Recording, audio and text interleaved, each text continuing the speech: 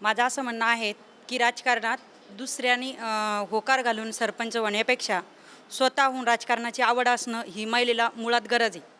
कारण सरपंच ज्यावेळेस होतो आपण पंतप्रधान मुख्यमंत्री होणं सोपं, पण आपलं सरपंच होणं खूप अवघड आहे. त्याच्यासाठी आपण सरपंच होण्याच्या अगोदर आपल्याला गावची आई बनावं लागतं. कारण गावची आई बनलं तर आपल्याला 4 मुलं असलेत, 4 मुलं कुणाला तरी राग येणाराचे, कुणाला तरी काही कमी जास्त होणाराचे. ही समस्या आईच सोडवू शकते आणि हा मागचाही अनुभव आहे का पुरुषांनी ते सोडवलं नाही. आजच्या माझ्या ह्या 1.5 वर्षाच्या काळामध्ये मला अनुभव आला की कामातनं की आपण दुसऱ्याचं समजा दुःख जाणू शकतो. काही महिलांच्या समस्या आहे, बोलून दाखवण्यापेक्षा करून दाखवणं यात जास्त महत्त्व आहे. तिसरी गोष्ट म्हणजे महिलांचा पाण्याचा समस्या खूप अवघड होती आमच्या गावची. तर तो पाणी प्रश्न म्हणजे 2007चा होता. मी तोच एक निर्धार हातात घेतला की मी जेव्हा सरपंच व्हायच्या अगोदर माझं पद राहील किंवा जाईल याची मला चिंता नाही, पण मी महिलांसाठी पाण्याचा प्रश्न सोडविल.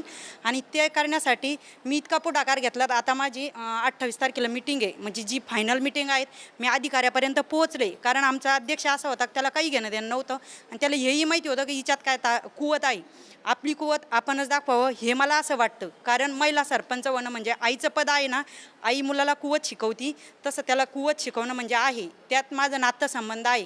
पण माझ्या नात्याचा विचार न करता माझ्या गावचा विचार करावा लागतो. कारण एकाचं पाप भरणं सोपं आहे, अख्ख्या गावचं पाप भरणं खूप अवघड आहे. आणि जर आपल्याला ही जर तुलना कळती तर ईश्वर बरोबर शक्ती देतो. आणि माझं तर असं म्हणणं आहे, शासनाने खूप योजना दिलेल्या आहेत. कारण आपण त्या जर राबवल्या तरी आपले 5 वर्षही त्या योजना संपत नाही. आणि शहरच काय, आज स्मार्ट सिटी होती, खेडंसुद्धा स्मार्ट सिटी होऊ शकतं. खेडं सुद्धा स्मार्ट विलेज होऊ शकतं हा विश्वास. आणि एक फार महत्त्वाचं वाक्य या ताईंनी वापरलं की सरपंच होणं तितकंसं सोपं नाही. एक वेळ पंतप्रधान मुख्यमंत्री होणं सोपं आहे, पण सरपंच होणं सोपं नाही. सरपंच व्हायचं असेल तर त्यासाठी गावाची आई व्हायला लागतं. हे फार महत्त्वाचं आहे. आणि गावाची आई जिला व्हायला जमतं अशी सरपंच त्या गावाचा चेहरा मोहरा नक्की बदलू शकते. आणि तो विश्वास कुठेतरी त्या ताईंनी व्यक्त केला. त्यांच्या पण त्या दाखवू पाहत आहेत की आम्ही हे करू शकतो. हा विश्वास त्यांच्या मनामध्ये आहे. या ताई माझ्यासोबत आहेत. तुमचं काय नाव? कुमारी पौर्णिमा विश्वनाथ जुमनाके. मी खरपुंडीची सरपंच आहे. तालुका जिल्हा गडचिरोली आहे. गडचिरोलीमधनं तुम्ही आलेला आहात. गडचिरोली म्हटल्यानंतर आम्हाला जे साधारण दिसतं ते एकूण नक्षलग्रस्त असलेला सगळा जो भाग आहे, आदिवासी सगळा जो भाग आहे, काय नेमक्या समस्या तुम्हाला काम करत असताना जाणवतात? मला समस्या म्हणजे अशी समस्या आहे की जेव्हा सचिवांचे प्रशिक्षण होतो तेव्हा महिला सरपंच असो की पुरुष सरपंच असो त्यांना त्याच्यात सहभाग घ्यावा. म्हणजे त्या जेव्हा या ग्रामसेवक जे असतात ते सरपंचांना सांगू शकत नाही का कोण काय असते प्रशिक्षणामध्ये काय सांगलं जाते ते सांगत नाही. आणि एक सरकारने हे काढलं आहे स्वच्छ भारत मिशन योजना. तर आमच्या गावात अशी एक हे आहे की जी गावची जी मेन शोभा वाढवणारी जो मेन रस्ता असतो त्याच्यावर घाण करतात. तर माझ्या सर्वांना अशी एक निवेदन आहे की महिला या घरची लक्ष्मी असतात, तर त्या उघड्यावर बसू नये आणि शौचालय बांधून त्याचा वापर करावा. मला वाटते आजचं शासन म्हणत आहे की स्मार्ट भारत असायला पाहिजे, पण स्मार्ट भारतमध्ये ज्या ॲक्टिव्हिटीज राबवल्या जातात स्थानिक स्वराज्य संस्थेमध्ये ते स्मार्ट भारत होऊ शकेल असं मला वाटत नाही. त्याचं काही उदाहरण मी सांगते की जसं उदाहरण आहे की प्लॅन इस्टिमेंट आहे कामाचं, आणि प्लॅन इस्टिमेंट कामाचं आहे ते आमच्या भगिनी ज्या निवडून आलेल्या आहेत त्या सगळ्या शिकलेल्या नाही आहेत. तर त्यांना सगळं मराठीत असते, प्रोसिडिंगपासून तर विषयपत्रिका, मग ती अजेंडा असो किंवा विषयपत्रिका असो, ते संपूर्ण मराठीत असते. आणि जे कामाचं पैशाचं प्लॅन इस्टिमेट असते इंग्लिशमध्ये असते, आणि ते आम्हाला मराठीत असायला पाहिजे असं वाटते, तरच स्मार्ट भारत होऊ शकेल, अन्यथा स्मार्ट भारत होऊ शकणार नाही. त्यानंतर आत्ताची जी मासिक प्रोसिडिंग आहे त्याचं सह्या आधी घेतलेल्या जातात, आणि असं असते की ठराव मंजूर झाल्यानंतरच ग्रामपंचायत सदस्यांनी सह्या करायला पाहिजे. तर मात्र त्याचे उलट धोरण राबवलं जाते, आणि ते पण आधी सह्या घेतलं जाते आणि नंतर मात्र निर्णयाला सुरुवात केली जाते. नमस्कार, मी सुवर्ण अशोक जोनगरे, सातारा जिल्ह्यातून आले, जावली तालुक्यातून. सावली ग्रामपंचायतची माजी सरपंच आहे मी.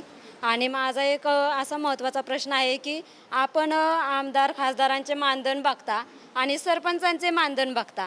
तर आता 2009 साली जर GR काढला आहे तर आम्हाला अजून फक्त 400 रुपये मानधन मिळतं. म्हणजे 400 रुपयात आपण काय करू शकतो? महिन्याचा आपला गॅससुद्धा येऊ शकत नाही.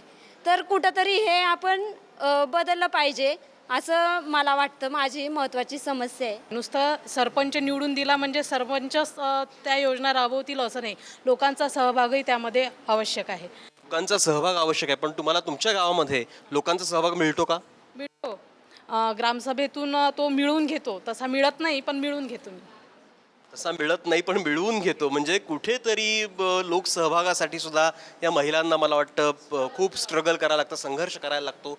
प्रश्न तर खूप आहेत, समस्या प्रचंड आहेत, पण त्या समस्यांवरती मात करण्याची इच्छाशक्ती मात्र या सगळ्या भगिनींमध्ये मात्र नक्की आहे. एक ताई अजून माझ्यासोबत आहे. तुमचं नाव काय? मी कोल्हापूर जिल्ह्यामधून सुनीता बाळासू कुंभार सरपंच आहे. किती लोकसंख्येचं गाव आहे तुमचं? 4,500 लोकसंख्येचं गाव आहे. कोणत्या समस्या तुमच्या गावामध्ये प्रामुख्याने येते आणि त्याच्यावरती तुम्ही आता मात करू पाहताय? आमच्या गावामध्ये म्हणजे आता पार्टी लेवलमुळे मला लोक काय कामच करू देत नाहीत आणि ग्रामसेवक काही ज्या योजना असतील त्यासुद्धा माझ्यापर्यंत पोचवत नाहीत, काय माहिती लागू देत नाहीत. माझ्या गावामध्ये मेन कारण म्हणजे जे आहे ते पाटीलकी. कारण मी एक दलित समाजाची महिला आहे आणि त्याच्यातून मी सरपंच म्हणून निवडून आले. मग पाटीलकी म्हणलं तर त्यांचा पहिल्यापासून रुबाब असतो की आमचं पाटीलकी म्हणलं तर आमचं समजलं पाहिजे. पण अशी दलित महिला जर एखादी निवडून आली, जर तिला सरपंच म्हणून जर तुम्ही निवडून देताय तर तिच्याजवळ तेवढा अधिकार पण तुम्ही द्या ना निर्णय घ्यायचा. जर त्या निर्णय प्रक्रियेमध्ये ती पूर्ण होत नसेल, तिला सांभाळायचं होत नसेल, तर तुम्ही म्हणा ना तिला सरपंच तुला झेपत नाही किंवा तू हे करू नकोस. तिला पेलतंय की नाही हे बघायच्या अगोदर जर तुम्ही तुमची सत्ता जर गाजवायला आला तर मग ती जर सरपंच होऊन तर त्याचा काय उपयोग आहे? समजा जर ग्रामसेवकाला कुठलं आपण काम सांगायला लागलं तर ग्रामसेवक पहिला डेप्युटीला विचारतो, डेप्युटी पाटीलागी आहे, मग तो पहिला त्याला विचारतो मॅडम अशाच्या म्हणतात आपण हे पूर्ण करूया का? मग मी ग्रामसेवकाला सांगितलं सगळं तो डेप्युटीला विचारून जर काम करत असशील, जर माझं ऐकत नसेल तर मग मी वरपर्यंत जायला सुद्धा तयार आहे. कारण तू तुम्हाला तसं लिहून पण दे म्हणलं. आपल्या मानधनाच्या बाबतीत पण तसंच झालं. मानधनाचा आता आपला GR आला आहे 2014चा की सरपंचांना लोकसंख्येप्रमाणे त्यांचं मानधन देण्यात यावे म्हणून. पण त्या GRमध्ये कसं आहे की विधिमंडळाची मान्यता मिळाल्यानंतर तो GR देण्यात यावा. त्या एकाच वाक्याला धरून ग्रामसेवक बसला आहे की त्याची मान्यता मिळाल्यानंतरच आम्ही तुम्हाला मानधन देऊ. आता तुम्हाला GR जर शासनाचं मान्य नसेल तर तुम्ही त्या खुर्ची बसायचं तुम्हाला काय अधिकार आहे? जर तुम्ही GRचं तुमचं पंतप्रधानचं जर ऐकत नसेल, सरपंच हा गावचा सरपंच जरी असला तो पंतप्रधानापेक्षा कमी नसतो, तो पंतप्रधानच असतो आपल्या गावचा. त्यामुळं त्याचं जर तुम्हाला ऐकायचं नसेल तर तुम्हाला त्या खुर्ची बसायचंच काय अधिकार नाही. आणि वरनं जे GR पाठवते, GR पाठवताना पण तुम्ही पूर्ण वाक्यामध्ये सरळ सांगा जावा की तुमचा GR कशा पद्धतीचा आहे, त्यांना देण्यात यावा की नको. अर्ध वाक्य आतापर्यंत जर 14वी आयोग आपण बघायला गेलं, 14वी आयोग आपण त्याच पद्धतीचा आहे. अरे तुम्ही लाखानं पैसा आम्हाला देताय, कोट्यावधीनं पैसा देताय, खर्च करा म्हणून सांगताय, पण कुठल्या पद्धतीने करायचं तुम्ही 100 अटी घालून ठेवताय. खर्च तर कसा करायचा आपण? आणि त्यात वरनं आपण दलित समाजाची स्त्री असल्यामुळे आणि गावचानी गावठी तिथं असणारच. त्यामुळं ह्या सगळ्या समस्याला तोंड देऊन पुढे जायचं म्हणजे मला आता 1 वर्ष झालं. ह्या 4 वर्षात मी त्यांना चांगलेच पाणी पाजीन, चांगले शिकवण देईन त्यांना. 4 वर्षामध्ये पाणी पाजेन असा विश्वास या ताई व्यक्त करा. फार फार महत्त्वाचं एक वाक्य त्यांनी जे वापरलं की गावचा सरपंच हा पंतप्रधानापेक्षा कमी असत नाही, तर तो एका अर्थाने गावाचा पंतप्रधानच असतो. हे फार महत्त्वाचं आहे आणि ही जाणीव ज्यांच्यामध्ये असते त्या महिला जर सरपंच झाल्या असतील तर त्या गावाचा चेहरा मोहरा नक्की बदलू शकतो. प्रश्न आहे तो त्यांना इतर लोकांनी साथ देण्याचा, त्यांना काम करू देण्याचा आणि काम करू देण्यासाठी आवश्यक असलेलं वातावरण निर्माण करण्याचा आणि तसा आत्मविश्वास त्या महिलांमध्ये निर्माण करण्याचा. हा खरं म्हणजे कळीचा मुद्दा आहे. महाराष्ट्रभर फिरत असताना तुमच्या पण हे लक्षात आलं असेल का हा जो ग्रुप आहे हा महिला राज्यसत्ता आंदोलनाशी कनेक्टेड आहे. त्याच्यामुळं त्यांना त्यांचे प्रश्न समजले, गावाचा विकास समजला आणि सरकार कशी धोरणं राबवते ते पण त्याच्या लक्षात आलं. आता ही धोरणं बदलवणं त्याच्यासाठी या महिलांची एक संघटना असणं गरजेची आहे आणि त्याच्यासाठी आमचं पुढचं पाऊल जे असणार आहे ते पंचायत महिला शक्ती अभियान म्हणून यांचं फेडरेशन बांधण्याचं जे आहे ते पुढचं सत्रामध्ये आमचं काम सुरू होणार आहे.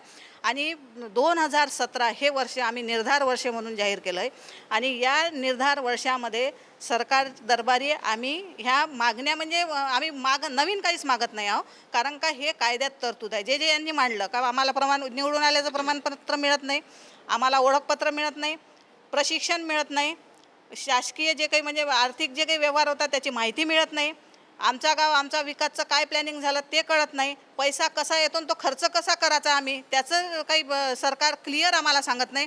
या सगळ्या गोष्टीसाठी आम्ही जे आहे ते सरकार दरबारी लावून धरणार आहोत आणि हे 2017 हे वर्ष आमचं निर्धार वर्ष असणार आहे. आणि त्याच्यासाठी आमच्या या भगिनी फक्त या प्रत्येक जिल्ह्यातनं 2 इथं आलेल्या आहे. प्रत्येक जिल्ह्यांमध्ये साधारणतः 100 ज्या महिला आहे त्या या आपल्या महिला राज्यसत्ता आंदोलनाच्या पंचायत महिला शक्ती अभियानाच्या मेंबर आहेत. आणि त्याच्यामुळं पुढं मोठी क्रांती जी आहे पंचायत राज व्यवस्थेमध्ये तेही महिलांच्या सत्ता सहभागासाठी ती होणार आहे. आणि त्याची जबाबदारी महिला राज्यसत्ता आंदोलनानं घेतली आहे. आणि आम्ही म्हणतो का सावित्री घरोघरी ज्योतिबाचा शोध जारी. त्याच्यामुळं आम्ही ज्योतिबांची पण फळी पण एका बाजूला निर्माण करण्याचा प्रयत्न करतो. कारण का एका बाजूला नुसतं महिला जर लढायला उभ्या राहिला तर त्यांना त्या लवकर मोडून पडतील. त्याच्यामुळं पुरुषांची साथसुद्धा हवी आहे. आणि आपण म्हणतो ना का बदलत आहे जग आहे सारं नगारा झळे ग बदल जगासंग तूही आता टाक पाऊल एक पुढं ग. आता अशा पद्धतीनं जे आहे ते पुढची वाटचाल आमची हसणार. कोपऱ्यात राहायचं नाही, राज्य करायला द्यायचं नाही, कोपऱ्यात राहायचं नाही, राज्य करायला